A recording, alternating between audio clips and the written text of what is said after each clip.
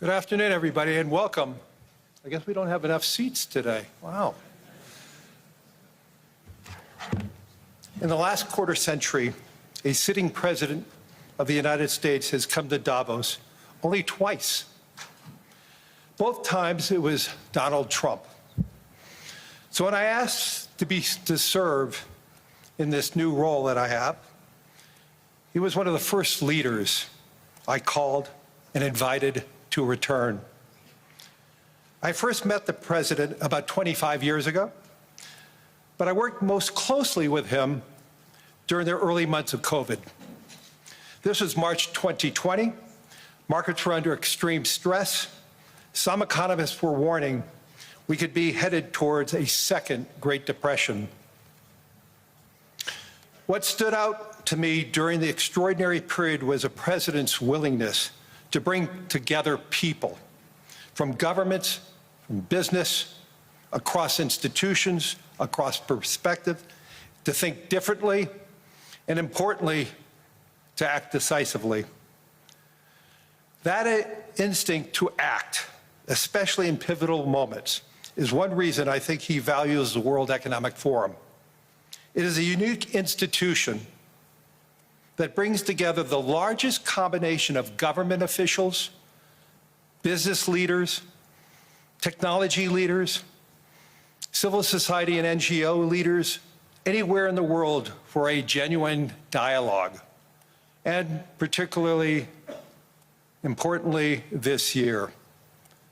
Thankfully, this group is meeting under better economic circumstances than during the pandemic, but once again, we're facing very serious different economic conditions around the world. One of the central challenges that is impacting me is how capitalism can benefit more, and how can we broaden our global economy for greater and greater participation. That is a question where the president has shown real leadership through investing in infrastructure, reducing barriers to growth, and initiatives like the Trump account, designed to give more Americans a direct stake in the growth of the U.S. economy. As he enters the second year of his second term, we are interested in hearing his plans for 2026 and beyond, and will no doubt create more and more conversation. And that's what the forum is about, a serious conversation in the spirit of dialogue. Discussions where the world is headed, where are we going, and these discussions would be incomplete without the President of the United States, the most important leader in the world. We appreciate him here, so let me introduce and welcome back to Davos the President of the United States, Donald J. Trump.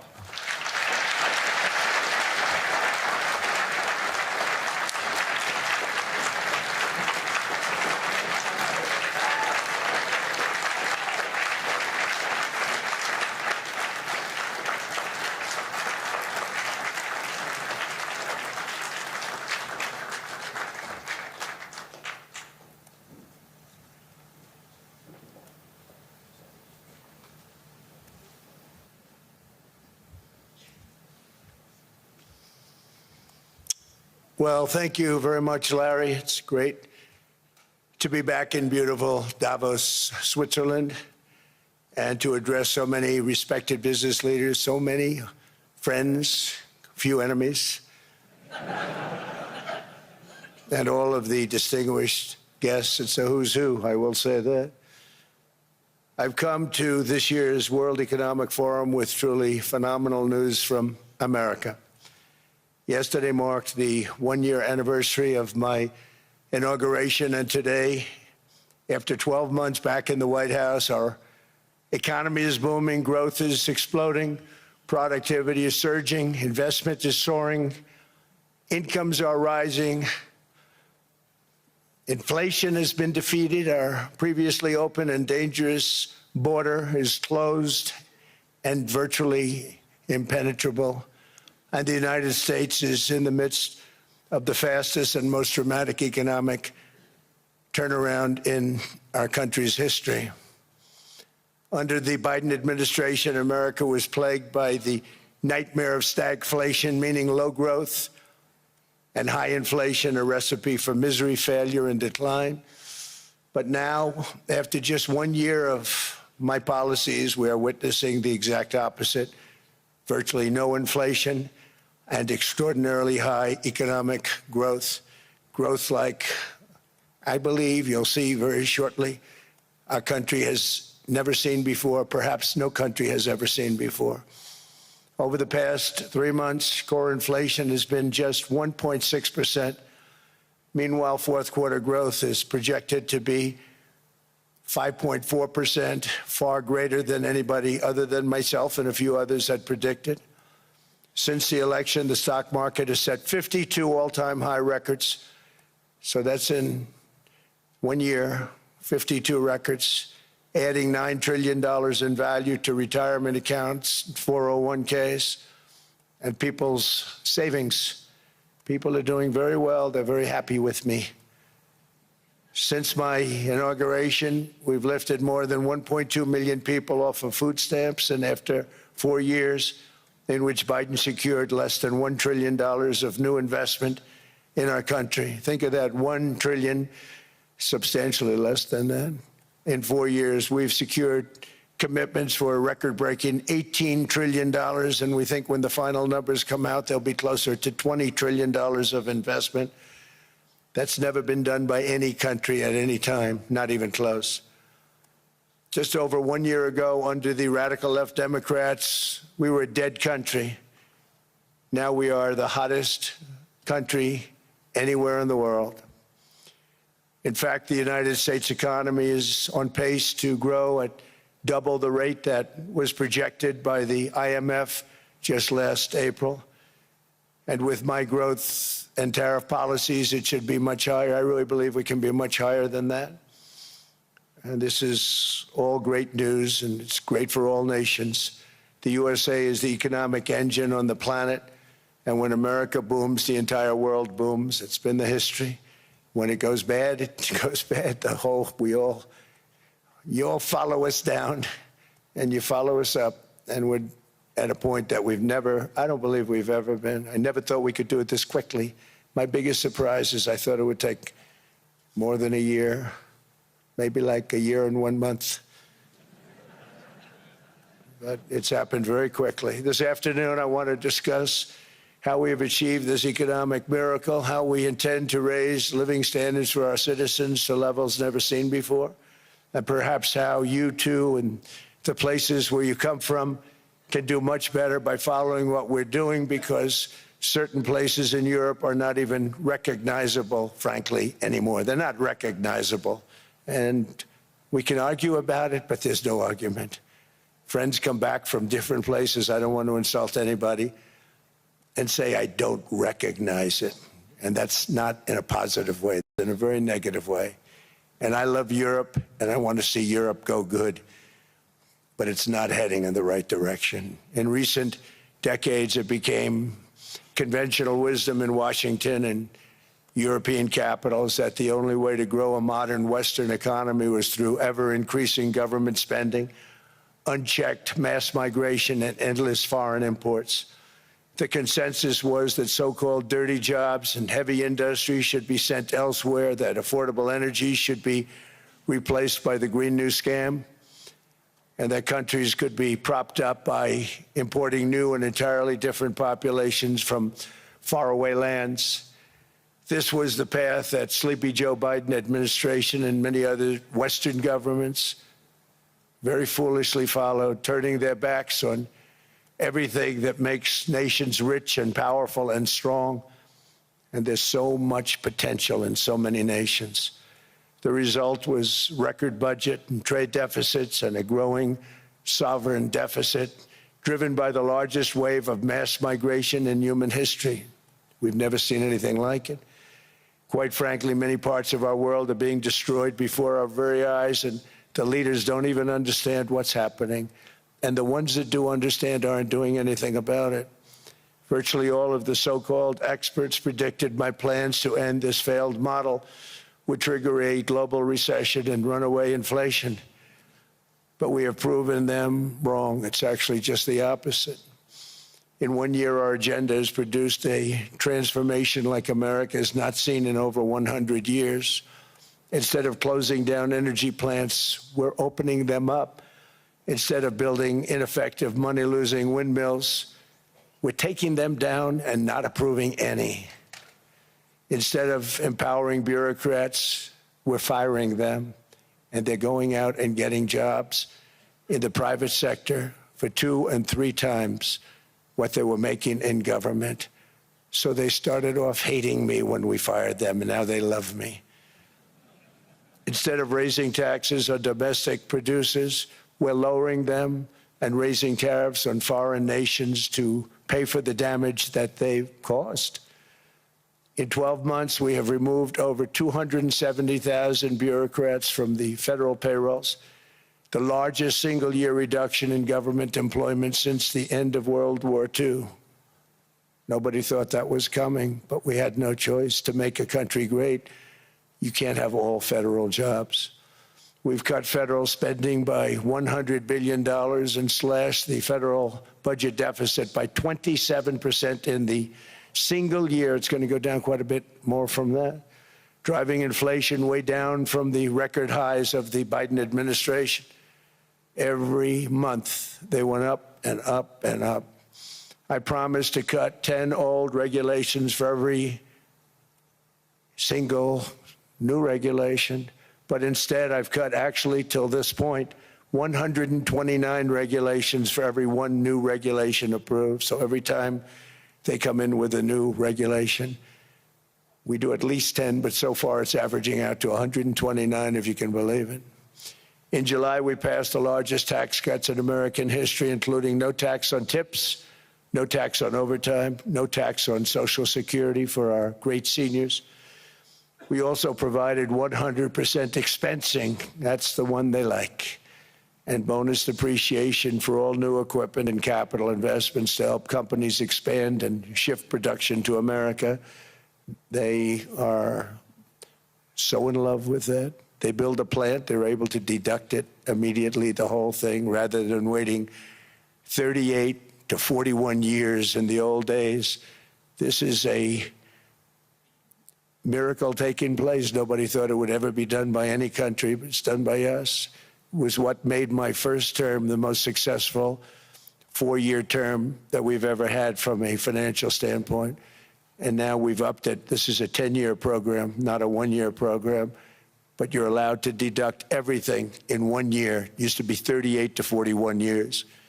With tariffs, we've radically reduced our ballooning trade deficit, which was the largest in world history. We were losing more than $1 trillion every single year, and it was just wasted. It was going to waste. But in 1 year, I slashed our monthly trade deficit by a staggering 77%, and all of this with no inflation, something everyone said could not be done. There were a couple of brilliant people that actually thought I was doing the right thing. I thought I was doing the right thing. Now they all think I'm doing the right thing because they can't believe the numbers. American exports are now up by more than $150 billion. Domestic steel production is up by 300,000 tons a month, and it's doubling over the next 4 months. It's doubling and tripling, and we have steel plants being built all over the country. Nobody thought they'd see that. Factory construction is up by 41%, and that number is really going to skyrocket right now because that's during a process that they're putting in to get their approvals, and we've given very, very quick, fast approvals. In the process, we've made historic trade deals with partners covering 40% of all U.S. trade. Some of the greatest companies and countries in the world. We have countries as our partner, too. The European nations, Japan, South Korea. They're our partners. They've gone into massive deals with us, especially on oil and gas. And these agreements raise growth and cause stock markets to boom, not only in the U.S., but virtually every country that came to make a deal, because, as you've learned, when the United States goes up, you follow. It's really become a staple In America, I've stopped the nation-wrecking energy policies that drive up prices while sending jobs and factories to the world's worst polluters. They are indeed polluters. Under sleepy Joe Biden, new domestic oil and gas leases fell by 95%. Think of that. Then they wonder, why was gasoline going up so fast? The gasoline actually topped $5 a gallon, and some places $7 a gallon, and more than 100 major power plants were violently shut down by incompetent people that had no idea what the hell they were doing. Under my leadership, U.S. natural gas production is at an all-time high by far. U.S. oil production is up by 730,000 barrels a day, and last week we picked up 50 million barrels from Venezuela alone. Venezuela has been an amazing place for so many years, but then they went bad with their policies. 20 years ago, it was a great country, and now it's got problems, but we're helping them. And those 50 million barrels, we're going to be splitting up with them, and they'll be making more money than they've made in a long time. Venezuela is going to do fantastically well. We appreciate all of the cooperation we've been giving. We've been giving great cooperation. Once the attack ended, and they said, let's make a deal. More people should do that. But Venezuela is going to make more money in the next 6 months than they've made in the last 20 years. Every major oil company is coming in with us. It's amazing. It's a beautiful thing to see. The leadership of the country has been very good. They've been very, very smart. The price of gasoline is now below $2.50 a gallon in many states, $2.30 a gallon in most states. Then we'll soon be averaging less than $2 a gallon. In many places, it's already down even lower, $1.95 a gallon. Numerous states are at $1.99, numbers that nobody has heard for years. Actually, since my last administration, we got it down to around those numbers. I've signed an order directing and approval of many new nuclear reactors. We're going heavy into nuclear. I was not a big fan because I didn't like the risk, the danger, but they have the progress they've made with nuclear is unbelievable, and the safety progress they've made is incredible. We're very much into the world of nuclear energy, and we can have it now at good prices and very, very safe. And we're leading the world in AI by a lot. We're leading China by a lot. I think President Xi respects what we've done, in part because I've allowed these big companies building these massive buildings to build their own electric capacity. They're building their own power plants, which when added up is more than any country anywhere in the world is doing. I read recently an article in the Wall Street Journal that China's creating so much energy, and they are. I got to hand it to them. But we're creating as much or more, and we're letting them do that. I'm very proud of it. It was my idea. I said, you can't create this much energy. We needed more than double the energy currently in the country just to take care of the AI plants. And I said, we can't do that. We have an old grid system. And I came up with the idea, you know, you people are brilliant. You have a lot of money. Let's see what you can do. You can build your own electric generating plants. And they looked at me. They didn't believe me. All of the names that are, I think, in the room right now, if you want to know the truth, they didn't believe it. And I said, no, you can't. They came back 2 weeks and they didn't have the plant. They said, we thought you were kidding. I said, no, not only am I not kidding, you're going to have your approvals within 2 weeks. I always say nuclear will take 3 weeks. But most aren't going that. They're going oil and gas. They're even going coal in some cases. Because of my landslide election victory, the United States avoided the catastrophic energy collapse which befell every European nation that pursued the Green New Scam, perhaps the greatest hoax in history. The Green New Scam, windmills all over the place, destroy your land, destroy your land. Every time that goes around, you lose $1,000. You're supposed to make money with energy, not lose money. Here in Europe, we've seen the fate that the radical left tried to impose on America. They tried very hard. Germany now generates 22% less electricity than it did in 2017, and it's not the current chancellor's fault. He's solving the problem. He's going to do a great job. But what they did before he got there, I guess that's why he got there. And electricity prices are 64% higher. The United Kingdom produces just 1/3 of the total energy from all sources that it did in 1999. Think of that, 1/3. And they're sitting on top of the North Sea, one of the greatest reserves anywhere in the world, but they don't use it. And that's one reason why their energy has reached catastrophically low levels with equally high prices. High prices, very low levels. Think of that, 1/3. And you're sitting on top of the North Sea. And they like to say, well, you know, that's depleted. It's not depleted. It's got 500 years. They haven't even found the oil. The North Sea is incredible. They don't let anybody drill. Environmentally, they don't let them drill. They make it impossible for the oil companies to go. They take 92% of the revenues. So the oil companies say, we can't do it.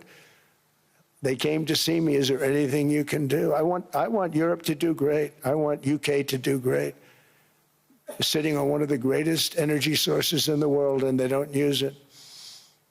In fact, their electricity prices have soared 139%. There are windmills all over Europe. There are windmills all over the place, and they are losers.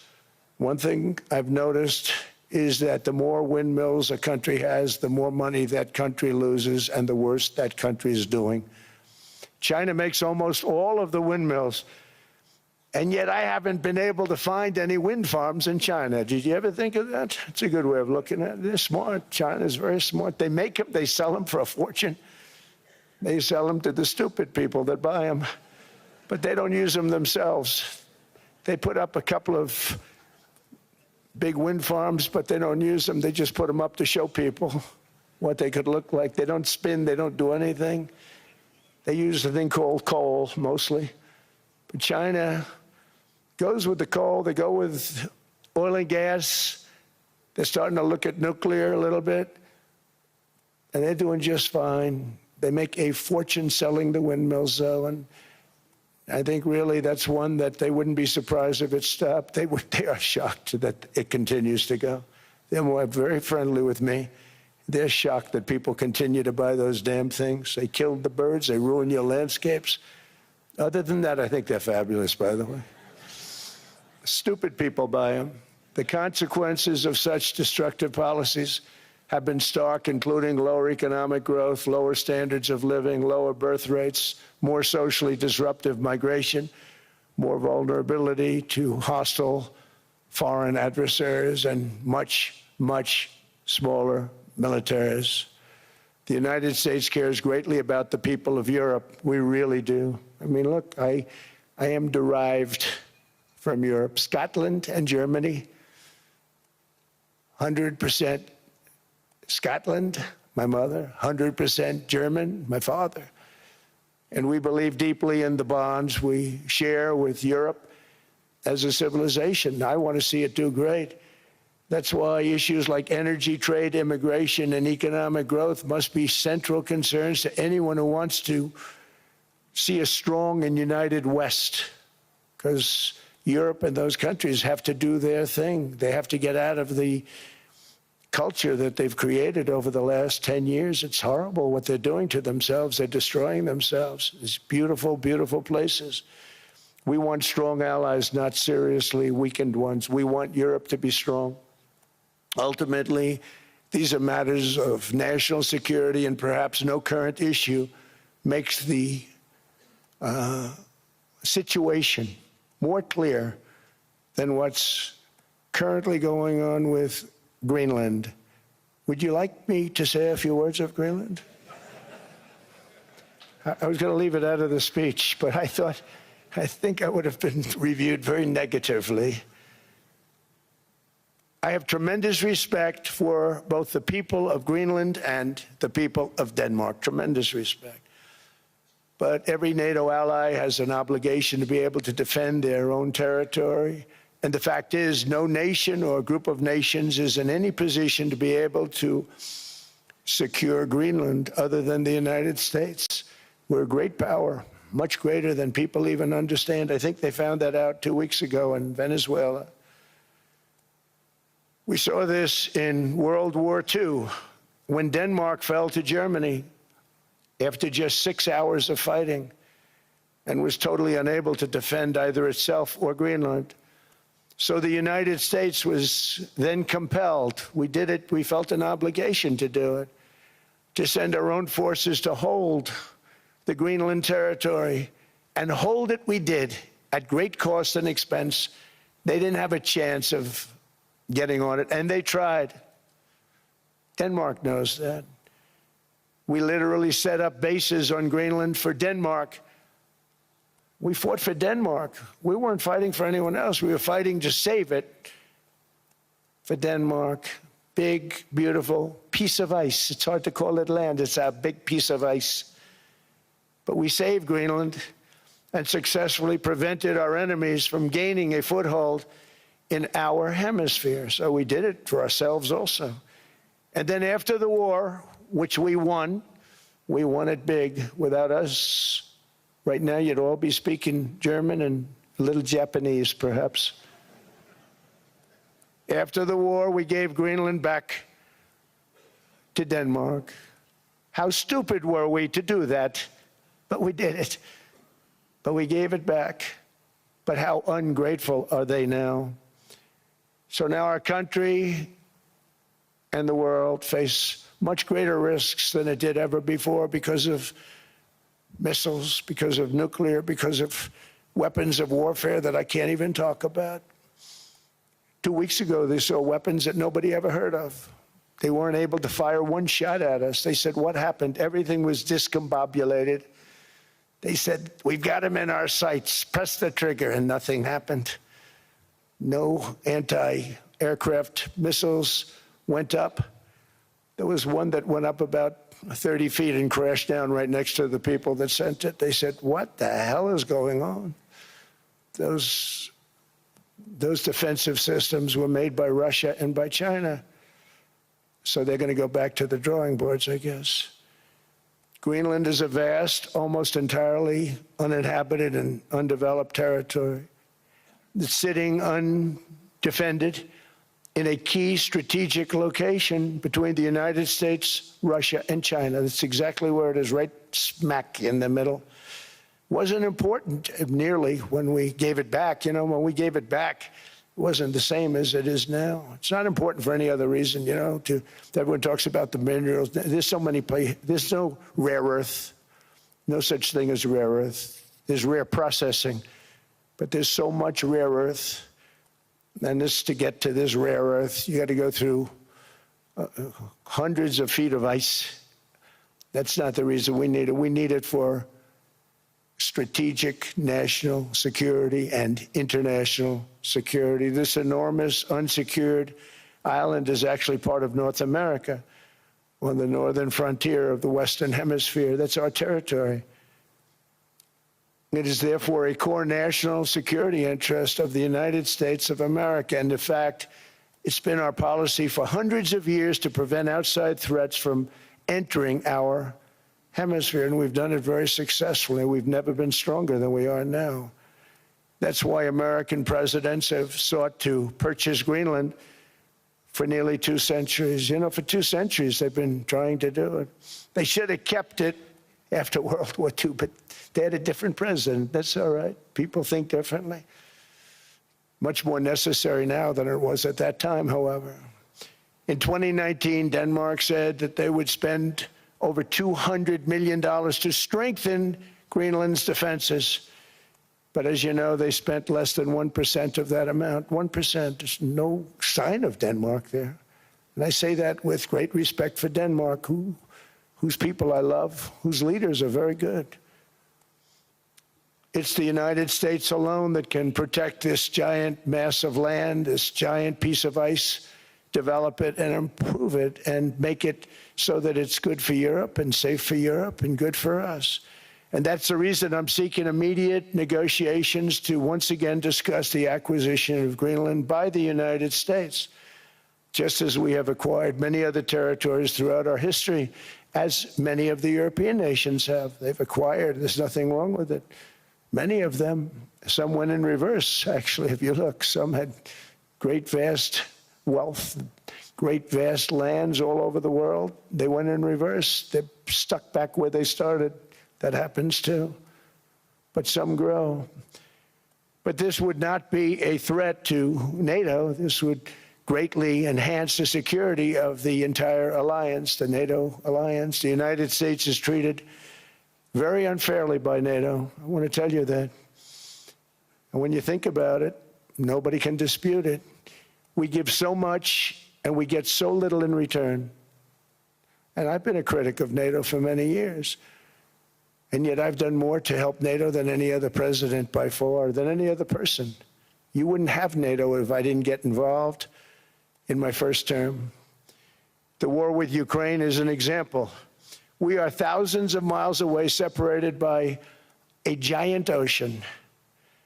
It's a war that should have never started, and it wouldn't have started if the 2020 U.S. presidential election weren't rigged. It was a rigged election. Everybody now knows that. They found out. People will soon be prosecuted for what they did. It's probably breaking news, but it should be. It was a rigged election. You can't have rigged elections. You need strong borders, strong elections, and ideally a good press. I always say it. Strong borders, strong elections, free, fair elections, and a fair media. The media is terrible. It's very crooked. It's very biased, terrible.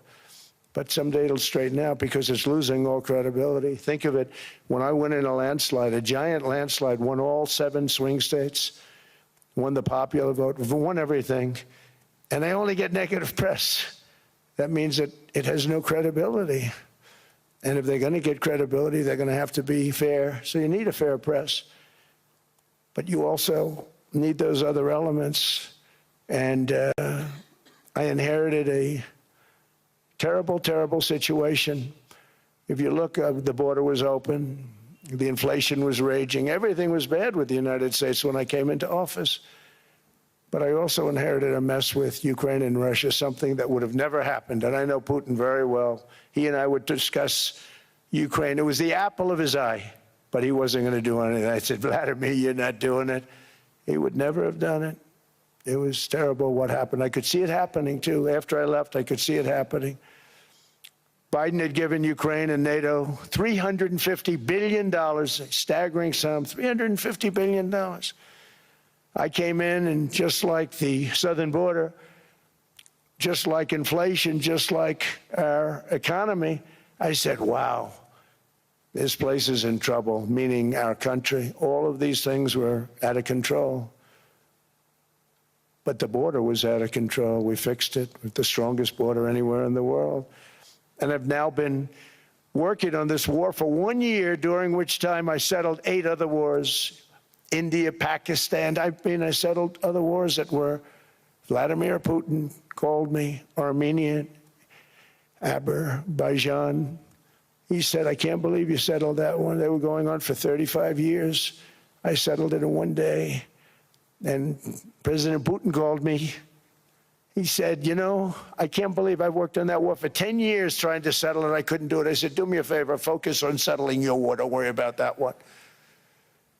What does the United States get out of all of this work, all of this money, other than death, destruction, and massive amounts of cash going to people who don't appreciate what we do? They don't appreciate what we do. I'm talking about NATO, I'm talking about Europe.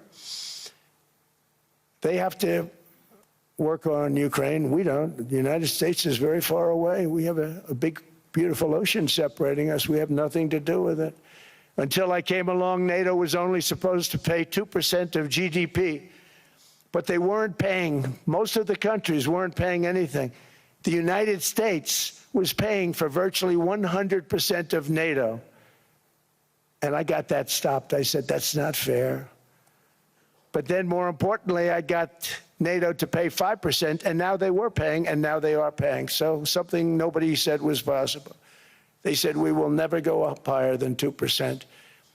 But they went to 5%, and now they're paying the 5. They didn't pay the 2, and now they're paying the 5. And they're stronger for it, and they have an excellent, by the way, Secretary General, who's possibly in the room. Mark, are you here? Yes, he's here. Hello, Mark. We never asked for anything, and we never got anything. We probably won't get anything unless I decide to use excessive strength and force, where we would be, frankly, unstoppable. But I won't do that. Okay? Now everyone's saying, oh, good.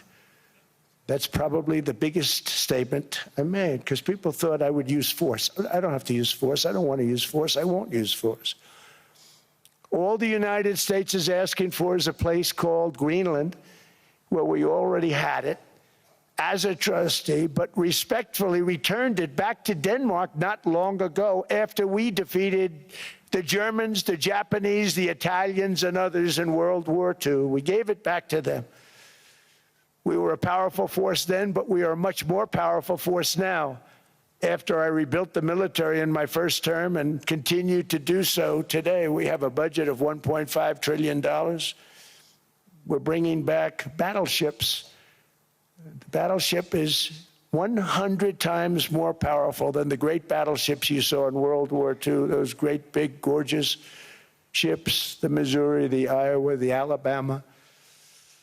Because I thought maybe we could take them out of mothballs. They said, no, sir, these ships are 100, think of that, 100 times more powerful than those big, magnificent pieces of art that you saw so many times ago, that you still see on television. You say, wow, what a force. 100 times, each ship 100 times more powerful than the big battleships of the past. So that was the end of the mothball story. So what we have gotten out of NATO is nothing except to protect Europe from the Soviet Union and now Russia. I mean, we've helped them for so many years. We've never gotten anything, except we pay for NATO. And we paid for many years until I came along. We paid for, in my opinion, 100% of NATO because they weren't paying their bills. And all we're asking for is to get Greenland, including right title and ownership, because you need the ownership to defend it. You can't defend it on a lease. Number one, legally it's not defensible that way, totally. And number two, psychologically, who the hell wants to defend a license agreement or a lease, which is a large piece of ice in the middle of the ocean where if there is a war, much of the action will take place on that piece of ice. Think of it. Those missiles would be flying right over the center of that piece of ice. All we want from Denmark for national and international security and to keep our very energetic and dangerous potential enemies at bay is this land on which we're going to build the greatest golden dome ever built. We're building a golden dome that's going to, just by its very nature, going to be defending Canada. Canada gets a lot of freebies from us, by the way. They should be grateful also, but they're not. I watched your Prime Minister yesterday. He wasn't so grateful. But they should be grateful to us. Canada lives because of the United States. Remember that, Mark, the next time you make your statements. What we did for Israel was amazing, but that's nothing compared to what we have planned for the United States, Canada, and the rest of the world. We are going to build a dome like no other. We did it for Israel. And by the way, I told Bibi, stop taking credit for the dome. That's our technology. That's our stuff.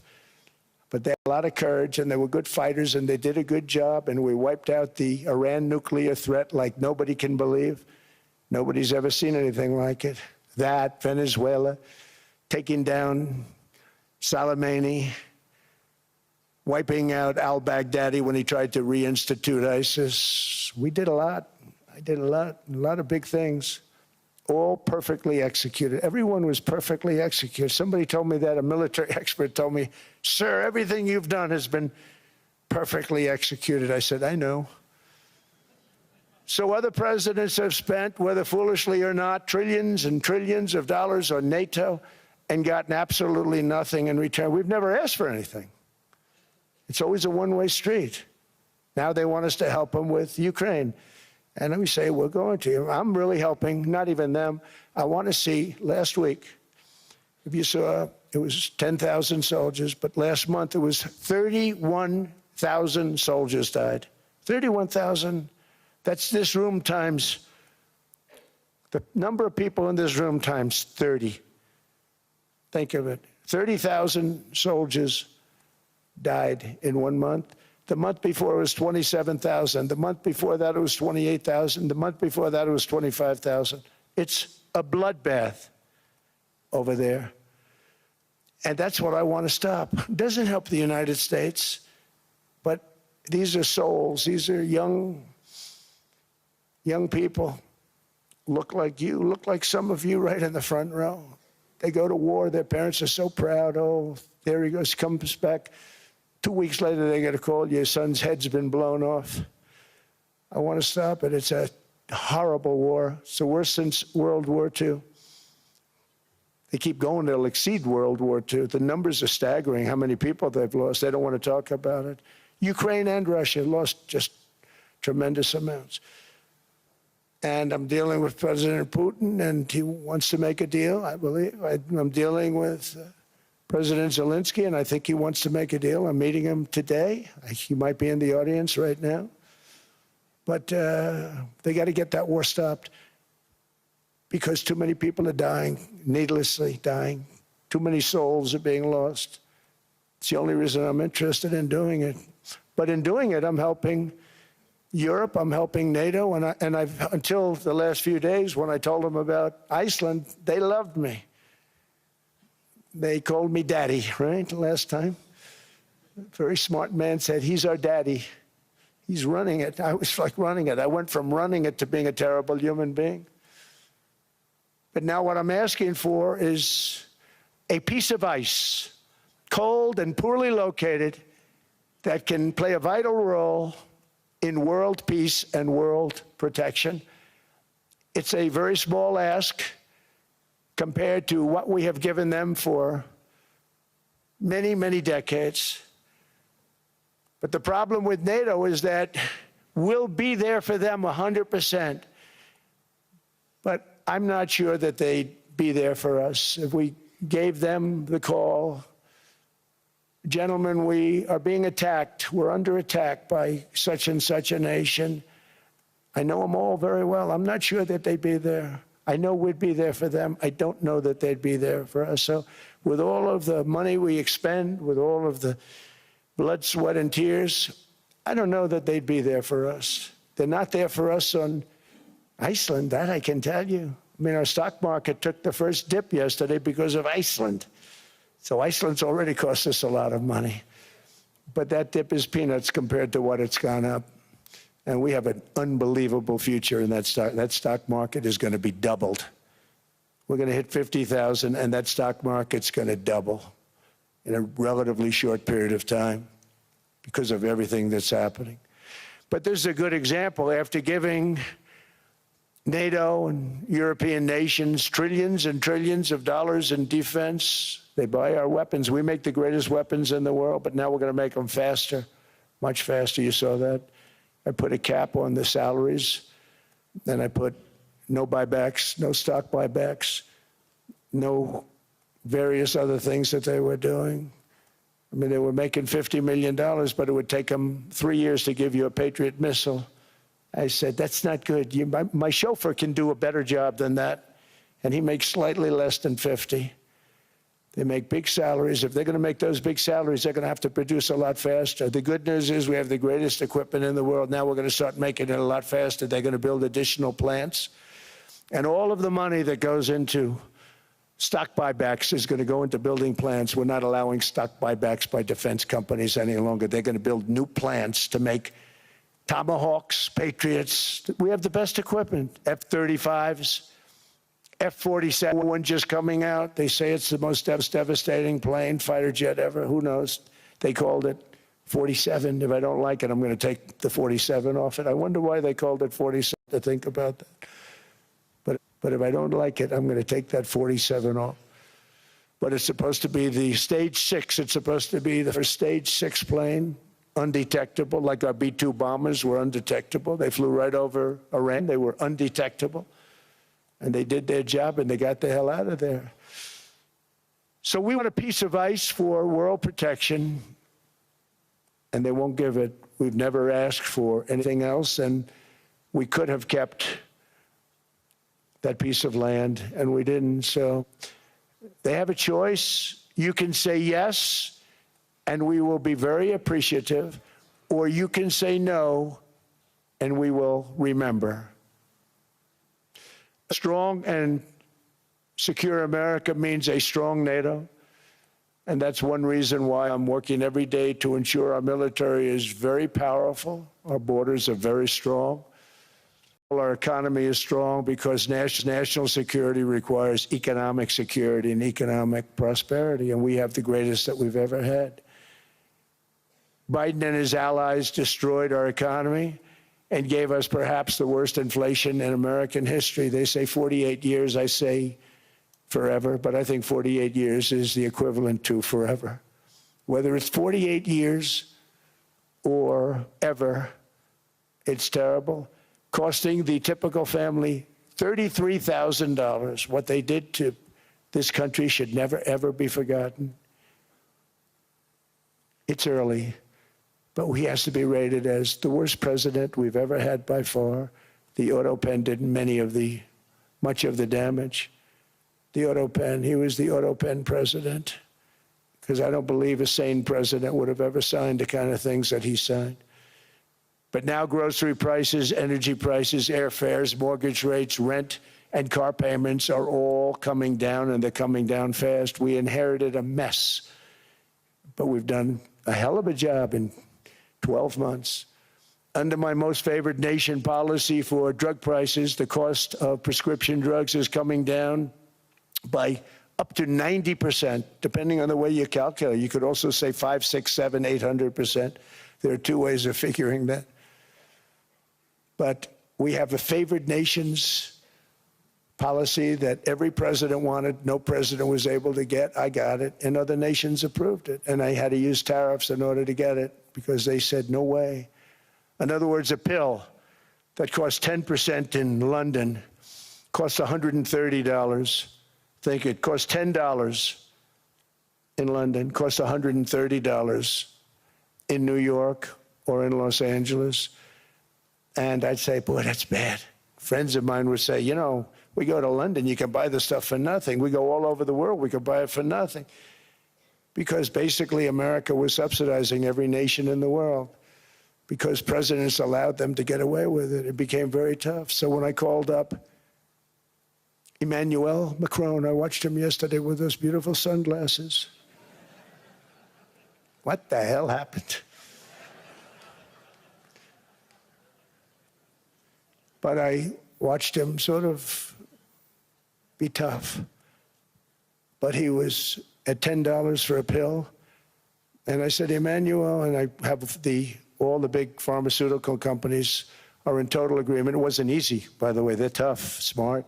They've been getting away with the scam for a long time. But they gave it up.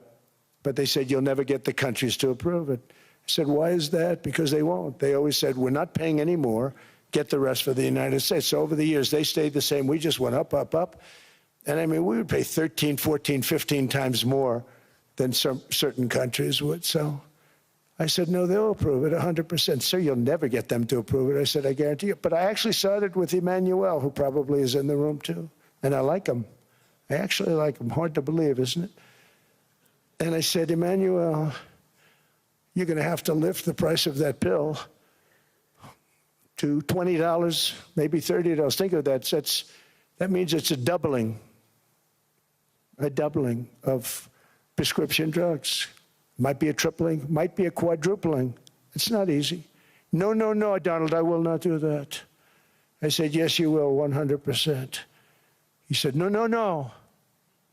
You're asking me to double. I said, Emmanuel, you've been taking advantage of the United States for 30 years with prescription drugs. You really should do it, and you will do it. I have no doubt. In fact, I am 100% sure you're going to. No, no, no, I will not do it. Because he has to, in all fairness to him, he has to double or triple. Because the world being a bigger place than the United States, it's not that you meet in the middle. You just have to go up some, and we come down a lot. They go up a little, we come down a lot. So we're at $130, they're at 10. So they may have to go to 20 or 30. No more than that. I said, Emmanuel, you're going to be doubling or tripling? No, no, no. I said, here's the story, Emmanuel. The answer is you're going to do it, you're going to do it fast. And if you don't, I'm putting a 25% tariff on everything that you sell into the United States and a 100% tariff on your wines and champagnes. And that's about 10 times more than what I'm requesting. And you're going to do it. I don't want to go public with it, but you may make me do that. No, no, Donald, I will do it. I will do it. It took me, on average, 3 minutes a country, saying the same thing. You will do it. They all said, no, no, no, I will not do it. You're asking me to double the cost of prescription. I said, that's right, because you've been screwing us for 30 years. And they said, we will not do it. I said, that's all right. On Monday morning, we're putting a 25, 30, 50. I gave different numbers for different countries. This is also national security we're talking about. Not fair. We're not going to subsidize the whole world. And every one of those countries have agreed to do it. So one of the biggest things that I've done is the fact that we have now most favored nation. We will pay whatever the lowest price is in the entire world. So our drug prices are going to be coming down by staggering 90%. Again, you could say 1,000%, 2,000%. Depends on the way you want to figure it, but we'll go with the way the fake news likes it better because it sounds, can you imagine a 90% reduction sounds much worse. But drug prices are going to be coming down tremendously in all the nations, and I appreciate them doing it, but they did it. In all fairness, without tariffs, I wouldn't have been able to get it done. After declining $3,000 under Biden, real incomes are up in the United States by $2,000, $3,000, and even $5,000 and more. Home ownership has always been a symbol of health and vigor of American society, but that goal fell out of reach for millions and millions of people in the Biden era because interest rates went up so high. Today, I'm taking action to bring back this bedrock of the American dream. In recent years, Wall Street giants and institutional investment firms, many of you are here, many of you are good friends of mine, many of you are supporters. Sorry to do this to you, I'm so sorry. But you've driven up housing prices by purchasing hundreds of thousands of single-family homes, and it's been a great investment for them. Often as much as 10% of houses on the market. You know, the crazy thing is a person can't get depreciation on a house, but when a corporation buys it, they get depreciation. Okay, that's something we're going to have to think about, too. I don't know if too many people think about that. You buy a corporation, they buy 500 houses. They buy hundreds of thousands. They buy 500 houses. They can take depreciation. A person sweats and works and buys one house, they can't. But homes are built for people, not for corporations, and America will not become a nation of renters. We're not going to do that. That's why I have signed an executive order banning large institutional investors from buying single-family homes. It's just not fair to the public. They're not able to buy a house. And I'm calling on Congress to pass that ban into permanent law, and I think they will. One of the biggest barriers to saving for a down payment has been surging credit card debt. The profit margin for credit card companies now exceeds 50%, one of the biggest. And they charge Americans interest rates of 28%, 30%, 31%, 32%. Whatever happened to usury?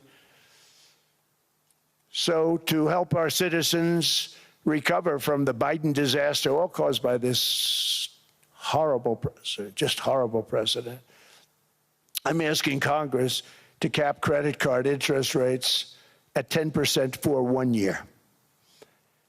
And this will help millions of Americans save for a home. They have no idea they're paying 28%.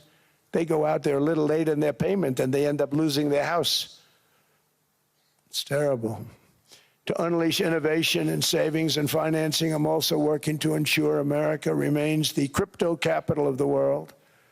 And to that end, last year I signed the landmark Genius Act into law. Now Congress is working very hard on crypto market structure legislation, Bitcoin, all of them, which I hope to sign very soon, unlocking new pathways for Americans to reach financial freedom. And I did it for two reasons. Number one, I thought it was politically good, and it was. I got tremendous political support. But more importantly, China wanted that market too. It's just like they want the AI. And we've got that market, I think, pretty well locked up. If I didn't do it, Biden was totally against it until before the election, when they realized that, there were millions of people voting against him over crypto.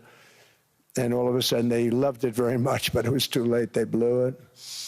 But it is politically popular, but it's much more importantly, we have to make it so that China doesn't get the hold of it. And once they have that hold, we're not going to be able to get it back. So I'm honored to have done it. Finally, I've instructed government-backed institutions to purchase up to $200 billion in mortgage bonds to bring down interest rates. And I'll be announcing a new Fed chairman in the not-too-distant future. I think he'll do a very good job. See, I gave away some of it. He did give that away. So we have something, got something, but somebody that's very respected. They're all respected. They're all great. Everyone that I interviewed is great. Everyone could do, I think, a fantastic job. Problem is they change once they get the job. They do. They're saying everything I want to hear, and then they get the job. They're locked in for 6 years. They get the job, and all of a sudden, let's raise rates a little bit. I call them, sir, we'd rather not talk about this. It's amazing how people change once they have the job. But it's too bad. Sort of disloyalty, but they got to do what they think is right. We have a terrible chairman right now, Jerome Too Late Powell. He's always too late. And he's very late with interest rates, except before the election. He was just fine for the other side. So we're going to have somebody that's great, and we hope he does the right job. Last week, the average 30-year mortgage rate dropped below 6% for the first time in many years. Another major factor in driving up housing costs was the mass invasion of our borders. And I have to say one thing about housing, because nobody ever says this. I am very protective of people that already own a house, of which we have millions and millions and millions. And because we have had such a good run, the house values have gone up tremendously. And these people have become wealthy. They weren't wealthy. They become wealthy because of their house. And every time you make it more and more and more affordable for somebody to buy a house cheaply, you're actually hurting the value of those houses, obviously, because the one thing works in tandem with the other. And I don't want to do anything that's going to hurt the value of people that own a house, who for the first time in their lives are walking around the streets of whatever city they're in, very proud that their house is worth $500,000, $600,000, $700,000.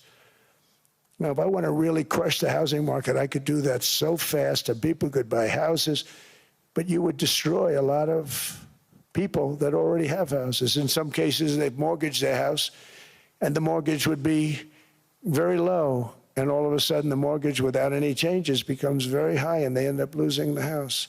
I'm not going to hurt, and I speak with Scott, who's doing a fantastic job, and Howard, who's doing a fantastic job, and all of my people. And I always say, look, I can crush the hell out of the market. We can drop interest rates to a level, and that's one thing we do want to do. That's natural. That's good for everybody. The dropping of the interest rates, we should be paying a much lower interest rate than we are. We should be paying the lowest interest rate of any country in the world, because without the United States, you don't have a country. I mean, I had a case with Switzerland. We happened to be in Switzerland. Maybe I'll give you a quick story. But they were paying nothing. They make beautiful watches, great watches, Rolex, all of them. They were paying nothing to the United States when they sent their product in. And we had a $41 billion deficit, $41 billion, with This beautiful place. Flew over it, isn't it nice? So I said, let's put a 30% tariff on them so that we get back some of it, not all of it at all. We'd still have a deficit, big deficit. We had 41 million. That's a big deficit. And I said, let's put a tariff on. Different tariffs, different places. You're all party to them. In some cases, victims to them. But in the end, it's a fair thing. And most of you realize that. But we put a 30% tariff on Switzerland, and all hell broke loose. They were calling, I mean, like you wouldn't believe. And I know so many people from Switzerland, incredible place, incredible, brilliant place. But I didn't realize that they're only good because of us. And there's so many other examples. I mean, us, probably other places, but a majority of the money they make is because of us, because we never charged them anything. So they come in, they sell their watches, no tariffs, no nothing. They walk away, they make $41 billion on just us. So I said, no, we can't do that. So I'm going to bring it up. I still would have a deficit pretty substantial, but I brought it up to 30%. And I guess Prime Minister, I don't think President, I think Prime Minister called a woman, and she was very repetitive. She said, no, no, no, you cannot do that, 30%. You cannot do that. We are a small, small country. I said, yeah, but you have a big, big deficit. You may be small, but you have a bigger deficit than big countries. He said, no, no, no, please, you cannot do it. Kept saying the same thing over and over. We are a small country. I said, but you're a big country in terms of, and she just rubbed me the wrong way, I'll be honest with you. And I said, all right, thank you, ma'am, appreciate it. Do not do this. Thank you very much, ma'am. And I made it 39%. And then all hell really broke out. And I was paid visits by everybody. Rolex came to see me. They all came to see me. But I realized, and I reduced it, because I don't want to hurt people. I don't want to hurt them. And we brought it down to a, lower level. Doesn't mean it's not going up, but we brought it down to a lower level. But they pay now, tariff. But I realized that we have many places like that where they're making a fortune because of the United States. Without the United States, they wouldn't be making anything. Think of it. Switzerland made $41 billion on us. And as she said, it's a small place. And I realized with that, I don't know, it was so, because she was so aggressive.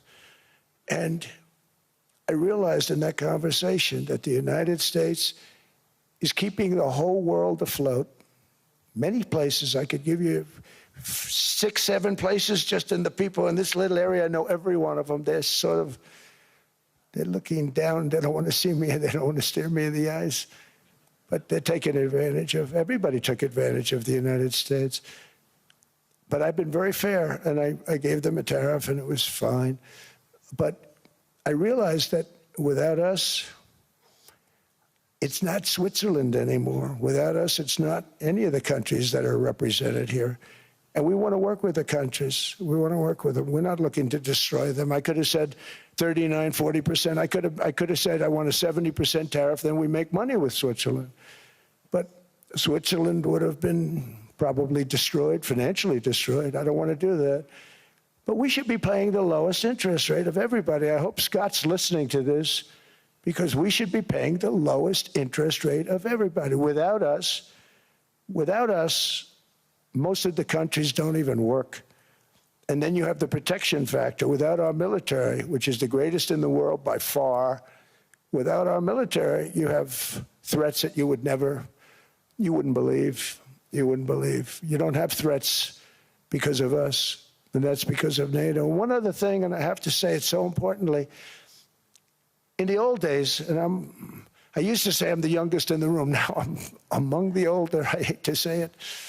I don't feel old, but I'm among the older. But I remember not long ago, 20, 25 years ago, when good news came out about, let's say, the United States. The United States had a great quarter. The United States had a great month. All the stocks went up. And that's the way it's supposed to be. Now when they say the United States had a record quarter, it's unbelievable how well it's doing, all the stocks crash because they say, oh no, inflation, they're going to raise interest rates. And they do. Some of these stupid people like Powell, they raise interest rates. And what they do is they stop you from being successful. It used to be when we had a great quarter, a great month, great earnings, great anything, any good news, the stock market went up. That's the way it's going to be. We got to do that again because that's the way it should be. Now when we have a great month, they want to kill it. Like we did over 5%. People were surprised. We should do 20%. We could do 25%. When we announce good numbers, and the reason is they're so petrified of inflation. And growth doesn't mean inflation. We've had tremendous growth with very low inflation. In fact, growth can fight inflation, proper growth. So we want to get back to the days when we announce great numbers, because we're going to be announcing phenomenal. You know, all these factories that are being built at record, thousands of businesses are being built right now. Remember, $18 trillion is invested. I think the second number is 3. And that was China many years ago. Investments in the country from outside. 18 trillion, nobody's ever seen. And that's money coming in and building things, factories. Thousands of businesses are being built, thousands. Hundreds of big factories, car plants are moving back to the United States. They're coming in from Canada, they're coming in from Mexico, from Japan. Japan's coming in and building plants here in order to avoid tariffs. They're coming in from China. They're coming in from all over the world. We have more plants being built now, car plants, than we've ever had built, even in the heyday from the 1940s and 50s. And they're bigger. They don't use renovations anymore where they take an old plant, they rip it down, they build a brand new plant, super modern plant. But it's happening at levels that nobody's ever seen. In 2024, the U.S. built less than 2 million new homes, but Biden admitted more than 8 million new migrants. And those days are over. In 2025, for the first time in 50 years, the United States had reverse migration. Boy, that was nice. And these were criminals that were being taken out of our country because they allowed people to come into our country from jails, from gangs, drug dealers, murderers. 11,888 murderers. We've gotten most of them out. And then ICE gets beat up by stupid people from leadership in Minnesota. We actually are helping Minnesota so much, but they don't appreciate it. Most places do. You know, Washington, D.C. is the safest place now in the United States. It was a very dangerous place to walk, and now you can walk with your wife, your kids, right through the middle of the city. Right now, Washington, D.C. is as safe as it gets. It was one of the most unsafe. I had to admit, we sent in the military, the National Guard. Within 2 months, it was great. Within 3 months, it's like a really great place and a safe place and a beautiful place. It's even been cleaned up. The graffiti's gone. The fences are gone. We don't have to worry about fences anymore. All of the places, the grasses are cut and replaced with new grass in many cases. It's all going to happen in the spring. But Washington and D.C. is beautiful again, and it's safe. New restaurants are opening up. They were all closing. Now you can't get into a restaurant. Restaurants in Washington, D.C. are all opening. Memphis also, Memphis, Tennessee, New Orleans, Louisiana. We're there for 3 weeks. We've cut the crime down by 64%. Within another month, we'll have virtually no crime there. We can do that all over. We're going to help the people in California. We want to have no crime. I know Gavin was here. I used to get along so great with Gavin when I was president. Gavin's a good guy. And we're going to, if he needed it, I would do it in a heartbeat. I'd love to see. We did help them a lot in Los Angeles, a lot with the early in my term when they had some problems. But we would love to do it. I will say this, if I were a Democrat governor or whatever, I would call up Trump. I'd say, come on in, make us look good. Because we're cutting crime down to nothing. And we're taking people out, career criminals, who are only going to do bad things, and we're bringing them back to their countries. But where we've done it, it's been amazing. And we have a capacity to do it at much greater levels. We're cutting illegal aliens off welfare and other government benefits, and I have directed that starting immediately, there will be no more payments to sanctuary cities because they are really just sanctuaries for criminals. They're really protecting criminals, and those are the ones we have to get out of the country: murderers, drug dealers, the mentally insane. They emptied their mental institutions into the United States. And despite that, we have the lowest crime numbers that we've ever had in the history of the country. Just came out. But equally importantly, we're cracking down on more than $19 billion in fraud that was stolen by Somalian bandits. Can you believe that Somalia? They turned out to be higher IQ than we thought. I always say these are low IQ people. How did they go into Minnesota and steal all that money? And we have, you know, they're pirates, they're good pirates, right? But we shoot them out of the water just like we shoot the drug boats out. They're not pirating too many boats lately, do you notice? When they go out into those boats, they want to take over $1.5 billion tanker loaded up with oil, and they say, we're going to blow up your boat. They have powerful weapons. You hit the side of the boat, you blow the whole thing up. The insurance companies are petrified, so they say, just give them the boat, we'll give them money instead. And I don't do that. We blow them right the hell out of the water. We see them going out, we blow them out of the water. We don't have any pirates so much anymore. If we do, they won't be there long. We've cut down with the hitting of the boats that are loaded up with drugs, including submarines. Can you believe they actually buy small, they call mini subs, very fast. They're meant for drugs. We've knocked out 2 of them. The Democrats say they were fishing. You have ruined somebody's fishing weekend, I would say. A submarine is not a fishing boat. You don't fish. But we've knocked down drugs by water, the oceans, the sea, by 97.2%. Think of that. And I actually say, who the hell are the 3%?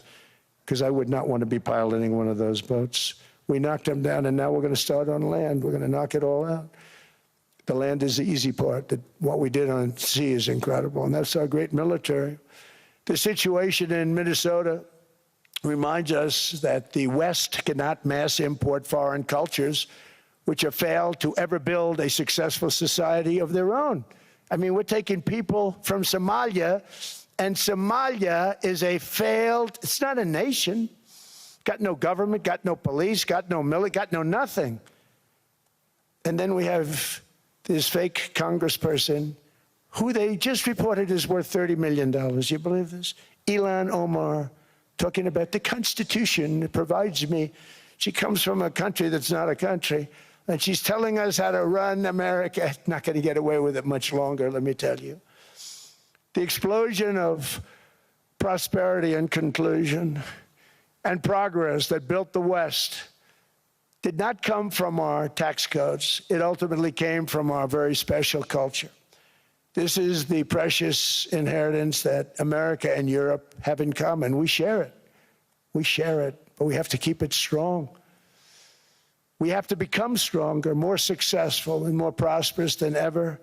We have to defend that culture and rediscover the spirit that lifted the West from the depths of the Dark Ages to the pinnacle of human achievement. We live in an incredible, changing period. It's an unbelievable time, but we have to take advantage of the time that we're in. In our hands are technologies that our ancestors could scarcely have. I mean, they couldn't have even dreamt some of the things that we see today.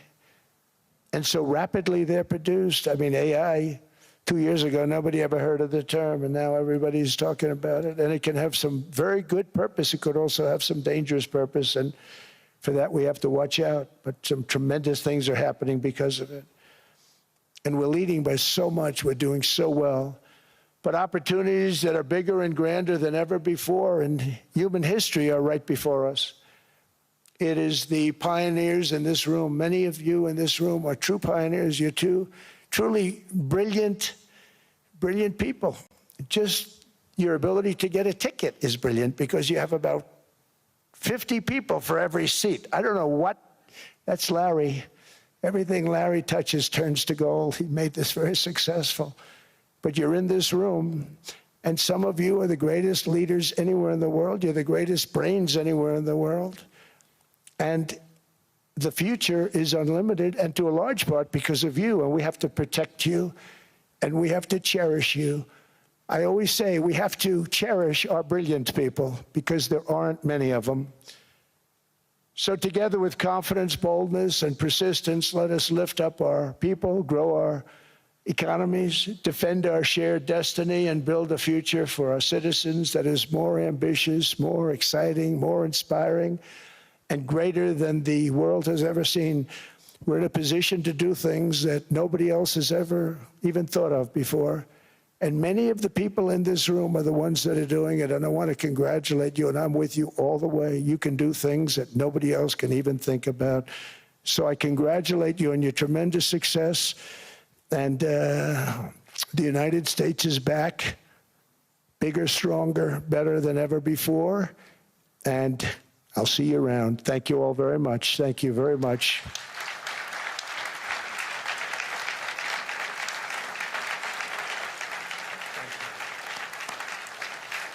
Thank you.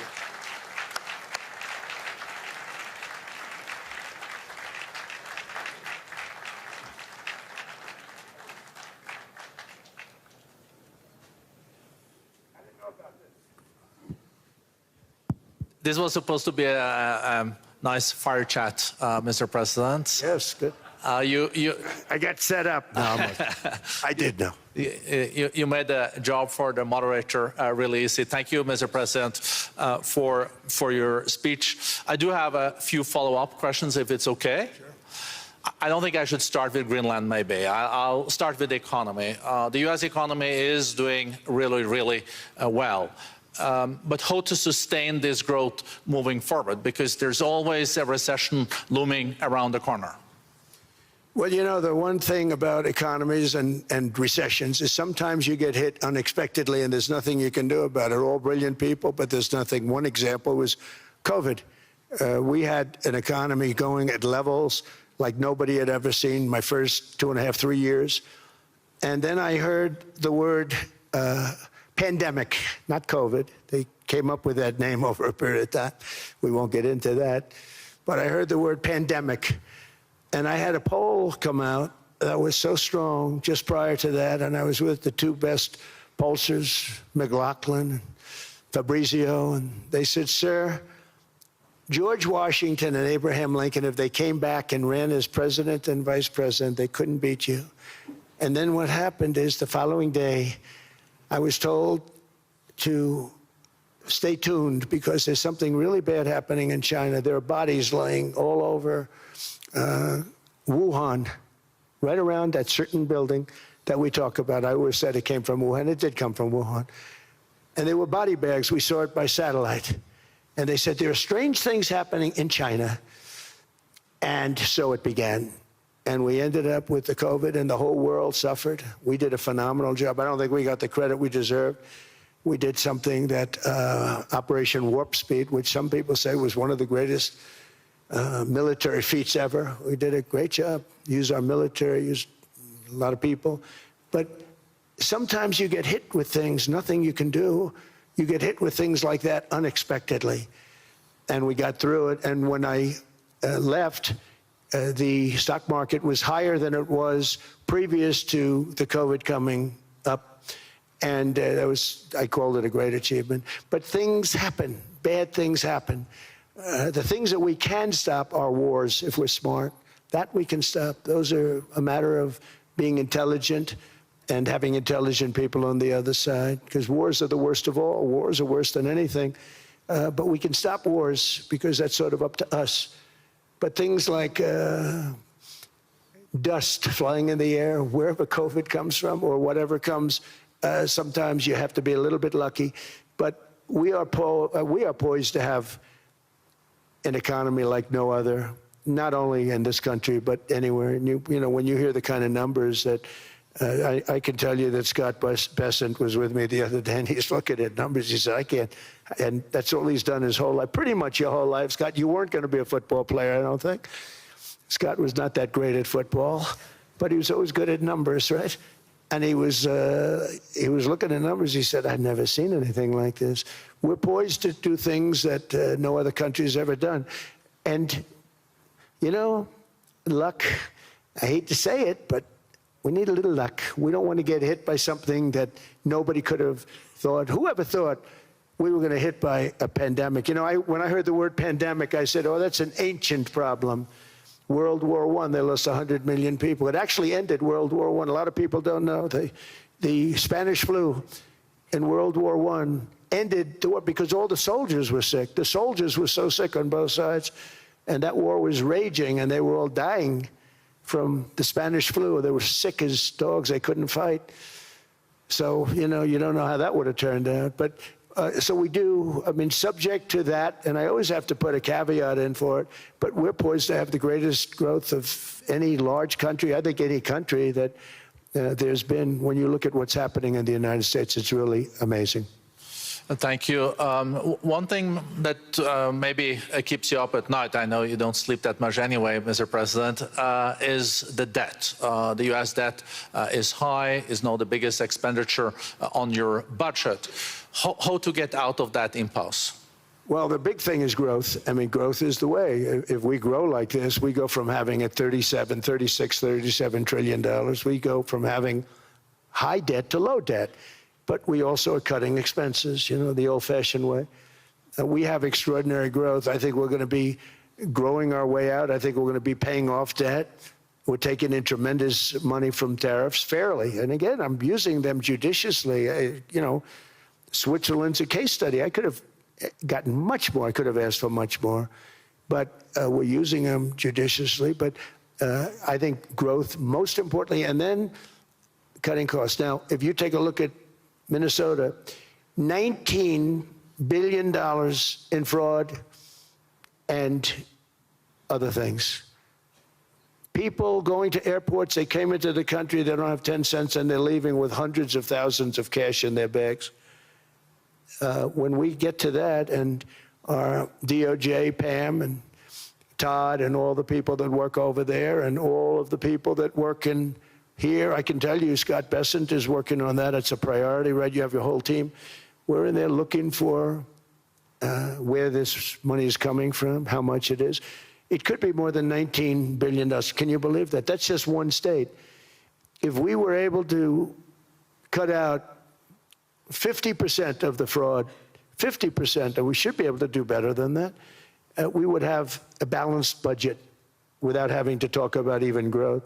So we have a lot of options, but we're working very hard on that. That's a big deal. It's not just the protests, the fake protests done by agitators and, you know, professional insurrectionists. That's what they are. They're professional troublemakers. But we are looking very strong at the money too in Minnesota and other places. I think, Mr. President, also the $500 billion invested in artificial intelligence and the frontier technologies last year also were driving growth exponentially in the U.S. Well, AI has been a big factor. AI is massive. I mean, Mark Zuckerberg showed me a plant where he put it over a map of Manhattan, and it was basically the size of Manhattan. This is not, I said, you got to be kidding. It's a plant that was miles long, miles wide, very high. I don't think it was high like the Empire State Building, but it was high. And it literally covered most of the island of Manhattan. That's called a big plant. And, you know, when I heard they're going to spend $50 billion building it, I said, you know, if you spend $50 million, you can build a nice little shopping center. If you spend $500 million, you can build a good shopping center. But how do you spend $50 billion? When I looked at this thing, I said, you think you'll be able to do it for that? It's amazing when, you know, some of the plants that I see, and I see them all. And again, so big as we're letting them build their own electric generation. This way we have no problem. And otherwise they'd be complaining. There'd be nobody able to be, you know, we have an old grid system. And not only that, they're going to sell at a very cheap price the excess electricity that they create back into our grid. So that'll solve some problems for certain states that don't have enough electricity. We also know that on the AI, there is fierce competition between the U.S. as the largest economy in the world 27% of the global GDP and 5% of the global population, not doing that badly, and China. And we know that that competition is very tough on AI. I know you're heading to a state visit to China in April. How do you see the US-China relationship moving forward? Are you able to combine this tough competition with also collaboration? So I've always had a very good relationship with President Xi and with President Putin. Talk about, the larger powers. But I've always had a very good relationship with President Xi of China. He's an incredible man. What he's done is amazing. He's highly respected by everybody. And I do now. I mean, now I have good. It was very severely interrupted by COVID. I used to call it the China virus, but he said, do you think you could use a different name? And I decided to do that, because why should we have a problem over that? But I would do that, and they were. You're a true diplomat, huh? I became a diplomat for the first time. Well, you know who taught me that? Marco Rubio. Marco Rubio. He said, let me teach you about diplomacy. Hey, any guy that gets approved by 100% of the votes, think of it, he got liberal Democrats and radical right Republicans to approve him. He's the only one. The next one was lost 45 votes, right? But he got all 100 votes voting for him. And at first I wasn't happy about it. I said, wait a minute, I don't like that. And now it turns out that the Democrats probably wish they didn't do that. And Marco has been fantastic. Marco, stand up, please. You have done a great job as Secretary of State. He's going to go down as the best Secretary of State. And Scott, and we have Susie, who's the first female Chief of Staff, and she's the best Chief of Staff, too. And I see Howard Lutnick, who I know spoke, and Howard's fantastic. Some of the deals we're doing are great. And I want to pay particular attention because we have Chris. And Chris, you got up and spoke, I think. He's the #1 oil man in the world, because I was going to put Doug Burgum, who's fantastic. I don't know if Doug's here. Is Doug here? Doug Burgum is fantastic. He said, sir, there's one man better than me. And he introduced me to Chris. And he turns out to be. So we're drilling more oil and gas now than we ever have, by almost double. Is that right, Chris? And on top of it, we got a lot coming out of Venezuela. So anyway, so we're doing great. The country is just doing great. We have great people. Thank you. And I see other people. We have Steve Witkoff. We have Jared. I got so many people. I'm in trouble, because when I go back, they're going to be people with long faces. Sir, you didn't introduce me. I got so many people.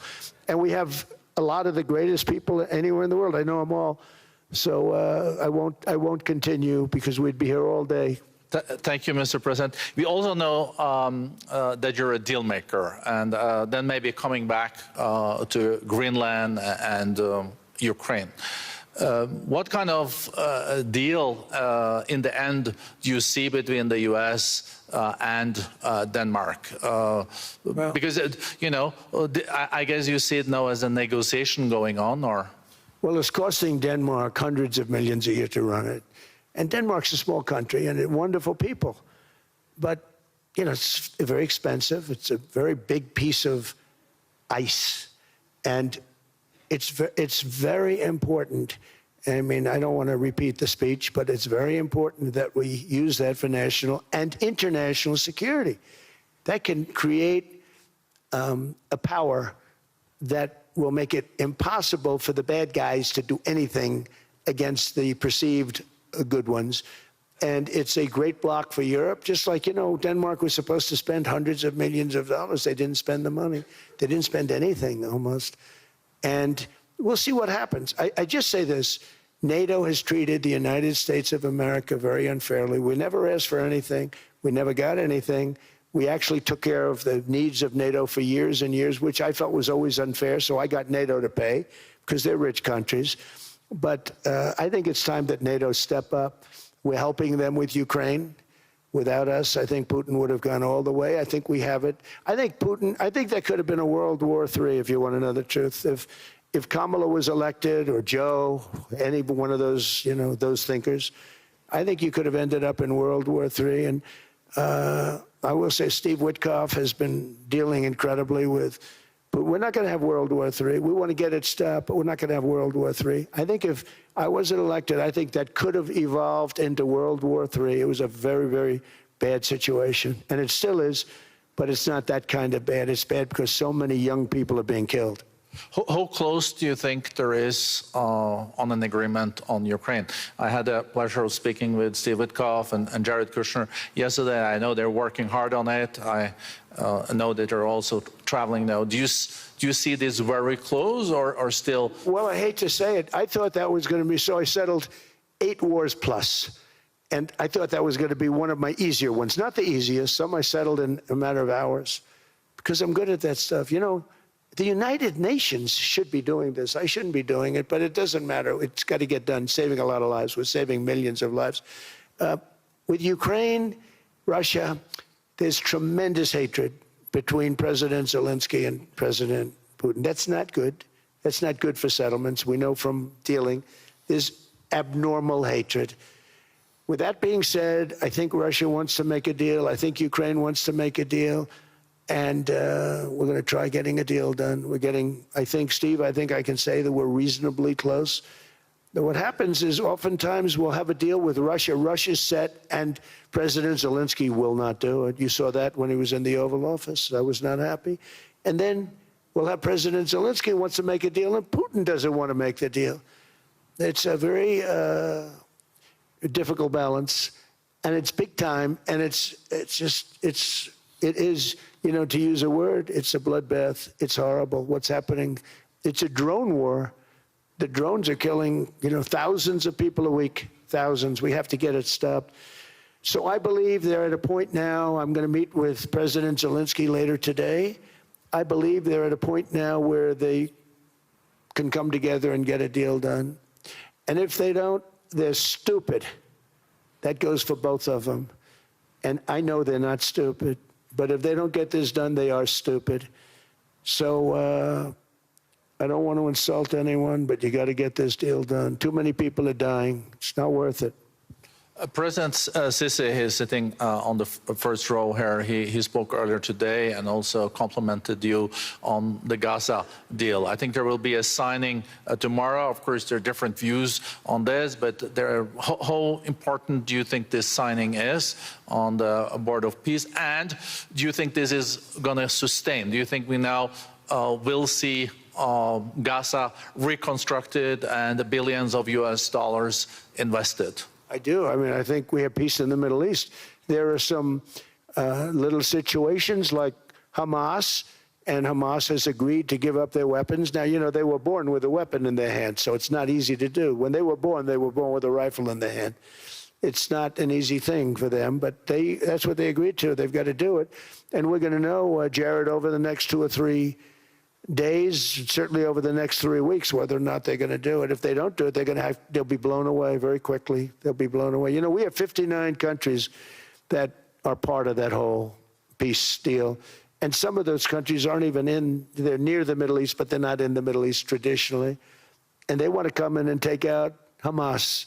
They want to come in. They want to do whatever they can. There's a problem with Hezbollah in Lebanon, and we'll see what happens there, but that's a problem.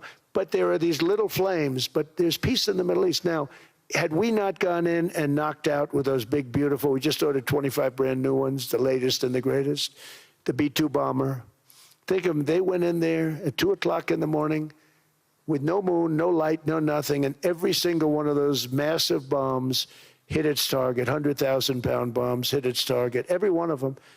And then on top of it, from a submarine 300 miles away, we hit the sites with Tomahawks, which is an unbelievable weapon. So, you know, we did our job. If we didn't do that, you would have never had peace in the Middle East.